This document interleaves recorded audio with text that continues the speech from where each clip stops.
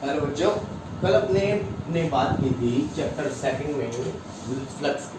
ठीक है, आज हम आगे टॉपिक बढ़ाते हुए अपना टॉपिक आएगा कौन सा? आवेश वितरण। कौन सा आएगा? आवेश वितरण। नाम से पता लग रहा है आवेशों को क्या करना है, वितरण करना, उसकी बात होगी। तो यहाँ पे क्या होता है, कहता है कि जब बहुत ही ज्यादा छोटे एरिया में आवेश वितरित हो तो उस स्थिति में आवेश क्या होता है? सतत रूप से होता है। कैसा होता है? सतत रूप से होता है। तो उस स्थिति में उस वितरण को क्या बोला जाता है? सतत आवेश वितरण बोला जाता है। क्या बोला जाता है? सतत आवेश वितरण। इसके 3 प्रकार हैं जो हमारे मुख्य रूप से हम एक करेंगे, आपको 2 आसानी से आ जाएंगे, मतलब मेथड एक जैसा ही है। तो सबसे पहला हमारे पास कौन सा है? रेखीय आवेश वितरण। नाम से पता लग रहा है रेखीय मतलब एक सीधी रेखा में हो, मतलब एक सीधी रेखा में हो, या फिर इस तरीके से क्या हो? वक्रीय हो। इस तरीके से वक्रीय भी हो, लेकिन देखा जाए तो क्या इस तरीके से लाइन के डिनोट कर रहा है, तो उस कंडीशन में इसको क्या बोला जाएगा? रेखीय आवेश वितरण। जैसे मैंने एक डायग्राम बनाया हुआ है। ठीक है, क्या कह रहा है कि मान लिया कि इस कैपिटल एल लंबाई में ये क्यू आवेश वितरित है, तो इस स्थिति में ये जो आवेश वितरण है वो कौन सा है? रेखीय आवेश वितरण है। ठीक है, अब हमारी मेन बातें शुरू होंगी। इसमें 2 पॉइंट आएंगे। पहला पॉइंट तो आएगा रेखीय आवेश घनत्व। जहां पे भी घनत्व शब्द आ जाता है तब हम क्या करते हैं? अमाउंट निकालते हैं, जो भी मात्रा निकालते हैं वो एक एकांक इनमें निकालते हैं। जैसे हम कहते थे ना, जनसंख्या घनत्व 10वीं में निकालते थे या 9th में निकालते थे, तो हम कहते थे कि 1 किलोमीटर में रहने वाले लोगों की संख्या। उसी प्रकार से अपने पास क्या है? रेखीय आवेश घनत्व है। तो एकांक लंबाई, जैसे लंबाई के कर रहे हैं तो एकांक लंबाई क्षेत्रफल वाला आएगा, तो एकांक क्षेत्रफल आयतन वाला आएगा, तो एकांक आयतन। तो वैसे ही हमारे पास क्या कहता है, जैसे क्यू लंबाई में एल लंबाई में उपस्थित आवेश कितना है? क्यू। तो एकांक लंबाई में उपस्थित आवेश को क्या बोलेंगे? अपने रेखीय आवेश घनत्व, जिसे डिनोट किससे करते हैं? लैम्डा से। तो क्या हो जाएगा? एकांक लंबाई में उपस्थित आवेश की मात्रा, आवेश की मात्रा जो होगी उसे अपने क्या बोलते हैं? रेखीय आवेश घनत्व। ये परिभाषा आ गई, डिनोट करती है लैम्डा से। तो एकांक लंबाई में कैसे निकालेंगे? देखो, हम जैसे करते थे कि एल लंबाई में, इसमें एल लंबाई में उपस्थित आवेश कितना है? क्यू। तो एकांक लंबाई में कितना आ जाएगा? क्यू बटे एल। तो ये क्या कहलाएगा? हम निकालेंगे यहाँ पे क्यू बटे एल जो है वो किसको डिनोट करेगा? रेखीय आवेश घनत्व को डिनोट करेगा। ठीक है, ये तो था एल लंबाई के लिए। ठीक है, अगर अपने इसमें यहाँ पे एक अल्पांश ले ले, मान लो कि भाई माना यहाँ पे एक अल्पांश लिया जिसकी लंबाई कितनी है? डीएल। कितनी लंबाई है? यहाँ से यहाँ तक डीएल, और इस पर आवेश कितना है? डीबी। तो इस अल्पांश का निकालना हो तो ऐसे लिखेंगे, जैसे ये तो था कुल लंबाई के लिए। अल्पांश का निकालना हो तो कैसे निकालेंगे? अल्पांश का रेखीय आवेश घनत्व। ये इसलिए कर रहा हूँ, आगे टॉपिक में काम आएगा। रेखीय आवेश घनत्व जो होगा वो लिखेंगे तो लैम्डा से, लेकिन अब क्यू की जगह तो डी क्यू और लंबाई एल की जगह क्या हो जाएगा? डीएल हो जाएगा। ठीक है, कैपिटल एल लेना चाहते हो तो कैपिटल एल अप्लाई कर सकते हो। ये क्या था हमारे पास? रेखीय आवेश घनत्व। मात्रक होता है कूलाम बटे मीटर। क्या होता है? कूलाम बटे मीटर। क्या था? रेखीय आवेश घनत्व लैम्डा। एकांक लंबाई में उपस्थित आवेश की मात्रा, एल लंबाई में क्यू, तो एकांक में क्या हो जाएगी? क्यू बटे एल हो जाएगी। उसे अपने क्या डिनोट करते हैं? लैम्डा से। ठीक है, अब इसमें पूछेगा क्या और आगे क्या आता है कि भाई इस पूरी लंबाई में जितना भी आवेश है, इसके कारण किसी बिंदु पर, कोई बिंदु है, मान लो यहां से आर दूरी पर एक बिंदु है और यहाँ पे एक परीक्षण आवेश रखा है क्यू नोट। कौन सा रखा है? Q note. थोड़ा बड़ा बना देते हैं। क्या रखा है? क्यू नोट रखा है। इस पूरे आवेश के कारण इस आवेश पर लगने वाला बल ज्ञात करना। तो हम बल ज्ञात करने का या बल का परिमाण ज्ञात करने का तरीका हमें पता है। कूलाम का नियम है जो हमने फर्स्ट चैप्टर में किया था, तो उसी की हेल्प लेंगे। कूलाम का नियम क्या होता है? K Q Q Q1 Q2 upon r square, वो ही तरीका लगाएंगे। तो अपने क्या लिखेंगे? ये स्क्रीनशॉट ले लो इस वाले का, फिर मैं आगे करूं आपका। हाँ जी, ले लिया। देखो आगे। अब इसमें अपने पास क्या आएगा? रेखीय आवेश वितरण हम निकालेंगे। रेखीय आवेश वितरण के कारण किसी बिंदु पर उपस्थित आवेश या पर लगने वाला बल। अब कैसे निकालेंगे वो सब। माना कि भाई L लंबाई में Q आवेश वितरित है, ठीक है।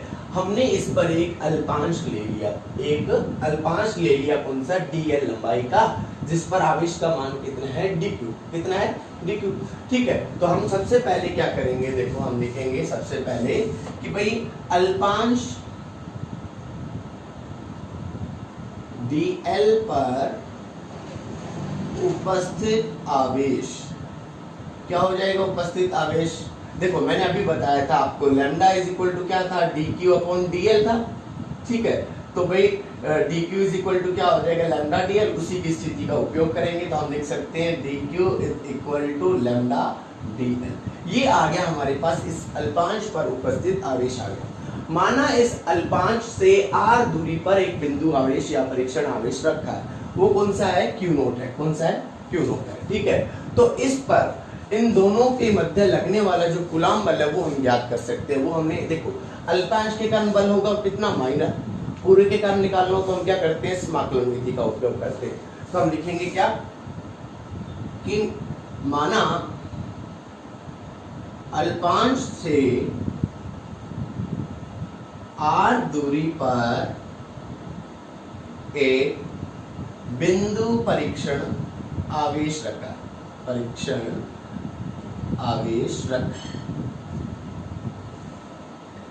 तो इस स्थिति में कूलाम के नियम से क्या आ जाएगा, कूलाम के नियम से लगने वाला बल क्या आ जाएगा, dF बराबर क्या लिखते हैं, चाहे तो k लिख दो, चाहे 1/4 पाई एप्सिलॉन नॉट लिख दो। चाहे देखो जैसे मैं लिख रहा हूँ 1/4 पाई एप्सिलॉन नॉट Q1 कौन सा मान लिया हमने, dQ को तो Q1 मान लिया, और Q2 किसको मान लिया, Q नोट को क्या मान लिया, ठीक है। और अपॉन में क्या आ जाएगा, दूरी कितनी है, r। जैसे हम लिखते थे ना 1/4 pi epsilon not Q1 Q2 बटे r²। तो Q1 तो dQ को मान लिया, Q2 Q नोट को मान लिया, ठीक है। तो ये आ गया इन दोनों के बीच लगने वाला कूलाम बल आ गया। अब चूंकि dQ का मान जो है लैम्डा dl है, कितना है, लैम्डा dl है, तो dF का मान क्या हो जाएगा, देखो 1/4 पाई एप्सिलॉन नॉट, और इसका वैल्यू रख देंगे lambda dl Q not upon r²। ये हमारे पास आ गया अल्पांश के कारण इन दोनों के मध्य लगने वाला बल। लेकिन हमें तो पूरी लंबाई के लिए चाहिए, और जब भी हमें पूरी लंबाई में जितना भी आवेश रखा है उसके कारण बल चाहिए होता हो, तो हम क्या करते हैं, समाकलन विधि का उपयोग करते हैं। अतः कुल बल जो होगा वो कैसे ज्ञात करेंगे, कुल बल जो होगा वो हो जाएगा F समाकलन में क्या आ जाएगा, dF, समाकलन में क्या आ जाएगा, dF। यहाँ पे हम लिख देंगे capital L। Capital L note कर रहा है कि इसकी लंबाई 0 से कैपिटल L तक, मतलब इतनी लंबाई में रखा आवेश है। मान रखेंगे समाकलन में L, dF का वैल्यू रखेंगे, क्या आ जाएगा 1/4 pi epsilon not into lambda dl Q not upon r²। जो नियतांक राशि है हम उसको बाहर निकालेंगे, यहाँ पे नियतांक Q नॉट और 1/4 पाई एप्सिलॉन नॉट है, तो हमारे पास बाहर आ जाएगा। तो क्या हो जाएगा, F बराबर क्या हो गया, Q not upon 4 pi epsilon naught, समाकलन में L लंबाई के लिए लैम्डा dl अपॉन r²। ये हमारे पास रेखीय आवेश वितरण के कारण लगने वाला कुल बल आ जाएगा। क्या आ जाएगा, लगने वाला कुल बल आ जाएगा, ठीक है। ये हमारा इसका फर्स्ट टॉपिक था, आवेश वितरण के कारण। इसमें अगर तीव्रता भी आपसे पूछना चाहे, क्या पूछना चाहे, तीव्रता, हाँ तो मैं ये बता देता हूँ आपको। मैं ये रफ कर रहा हूँ इधर वाला डायग्राम, आप इसको स्क्रीनशॉट ले लो। हाँ जी, अगर आपसे क्या पूछ ले, तीव्रता भी पूछ ले, फॉर एग्जाम्पल ऐड कर रहा हूँ, देखो मान लो तीव्रता पूछे, तो तीव्रता कैसे ज्ञात करते हैं, देखो तीव्रता हमने पढ़ा था E वेक्टर, कुल तीव्रता बराबर होता है, या E बराबर होता है क्या, F बटे Q नोट होता है। क्या होता है, F बटे Q नोट। तो हमारे पास F का मान तो है, सीधा रख देंगे, E बराबर समाकलन में और ये Q naught upon 4 pi epsilon naught, समाकलन में L लंबाई के लिए लैम्डा dl अपॉन r² बटे में क्या आ गया, Q नोट। F का मान यहाँ से उठा के यहाँ पुट कर दिया, Q नोट से Q नोट क्या हो गया, cancel. Then value of E is equal to 1/4 pi epsilon naught, समाकलन में लैम्डा dl बटे r²। Is that clear? ये आपके लिए तीव्रता का मान आ गया, ये आपके लिए बल का मान आ गया, और इससे पहले मैंने आपको बताया था क्या, रेखीय आवेश घनत्व बताया था। ठीक है, ये आपका रेखीय वाला टॉपिक। अब अपने करेंगे पृष्ठीय का। किसका करेंगे? पृष्ठीय का। तो मैं इसको रफ कर रहा हूँ, उसका स्क्रीनशॉट लेके कर लेना। वैसे तो पूरे का आ जाएगा, बाकी वो ऐड हो जाएगा आपके। ठीक है, अब अपने क्या करते हैं, पृष्ठीय आवेश वितरण। क्योंकि आवेश वितरण के 3 प्रकार जो हमारे सिलेबस में है वो हमें करनी है, आयतन, पृष्ठीय और रेखीय। तो हम क्या करेंगे, इसको देखो पृष्ठीय कर देंगे।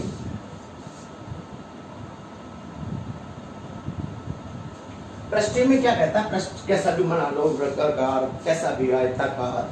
ठीक है, तो कहता है कि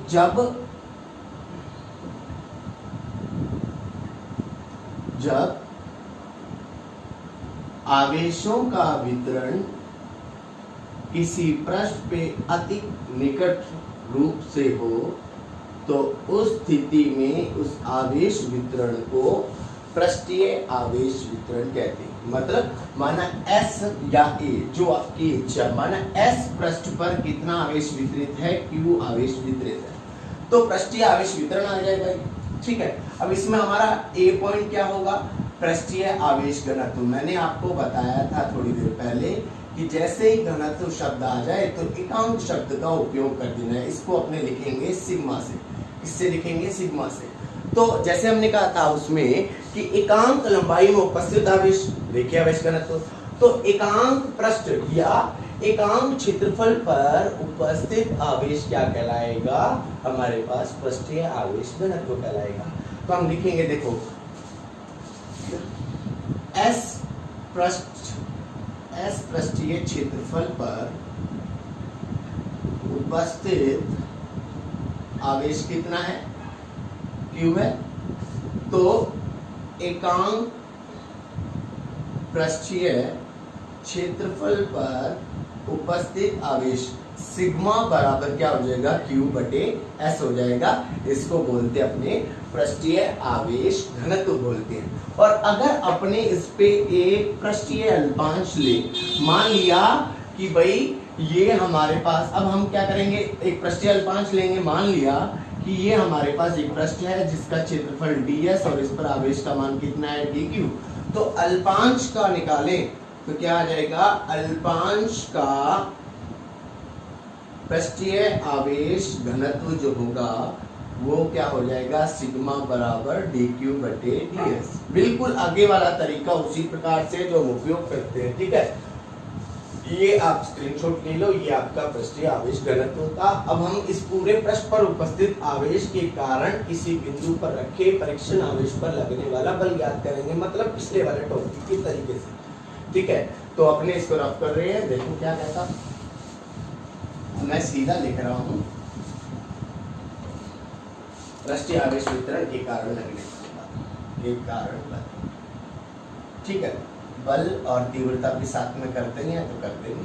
ठीक है, मान लिया कि भाई S पृष्ठ पर आवेश कितना वितरित है, Q, तो अल्पांश पृष्ठीय क्षेत्रफल ds पर आवेश कितना है, dq। तो ds पृष्ठ पर या पृष्ठीय क्षेत्रफल पर उपस्थित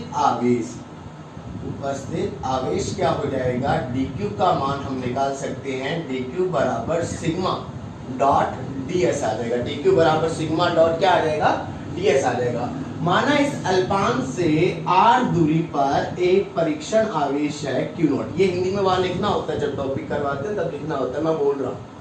क्या कहता, माना कि इस अल्पांश से r दूरी पर एक परीक्षण आवेश q नॉट रखा है और तथा ये दोनों क्या है, स्थिर बिंदु आवेश है। तो इस स्थिति में इनके मध्य लगने वाला कूलाम्ब बल जो होगा, कूलाम्ब बल जो होगा परिभाषा से अल्प के कारण dF क्या होता है, kq1 या 1/4 पाई एप्सिलॉन नॉट। q1 मतलब dq, q2 मतलब q not upon r square. वही तरीका dF बराबर 1/4 पाई एप्सिलॉन नॉट, dq का वैल्यू रखेंगे सिग्मा ds। पिछली बार क्या रखा था, लैम्डा df, लैम्डा वाला सिस्टम रखा था। अब सिग्मा ds आ गया और क्या आ गया, q नॉट बटे r स्क्वायर। ये तो आ गया अल्पांश के कारण लगने वाला बल।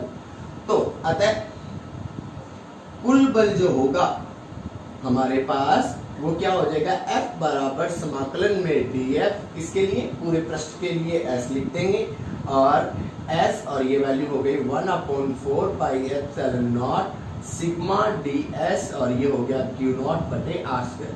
हम इसको कैसे डिनोट कर देंगे, तो कुल बल F बराबर देखो Q0 और 1/4 पाई एप्सिलॉन नॉट तो बाहर आ गया, Q0/4 पाई एप्सिलॉन नॉट बाहर आ गया, पूरे पृष्ठ के लिए सिग्मा ds बटे r स्क्वायर आ जाएगा, ये कुल बल आ गया हमारे पास। ठीक है, अब मैंने कहा तीव्रता भी जस्ट आपको बताएगी क्या होता है तीव्रता का सूत्र, E = F बटे Q0।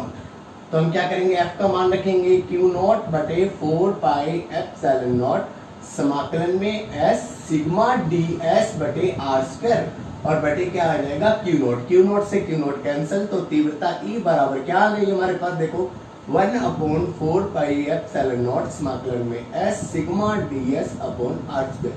ये आ गया हमारे पास पृष्ठीय आवेश घनत्व। कर लीजिए, स्क्रीनशॉट ले लीजिए। ठीक है, इसी प्रकार से अब अपने करेंगे आयतन आवेश घनत्व, सेम तरीका, लेकिन आयतन का जैसे हमने इसके विमाओं को निर्धारित किया, इस तरीके से शो किया पूरा, तो आयतन के लिए कंफर्म नहीं होता कैसा आता होगा। तो हम कैसे करेंगे, देखो रब कर रहा हूँ, स्क्रीनशॉट ले लिया हो तो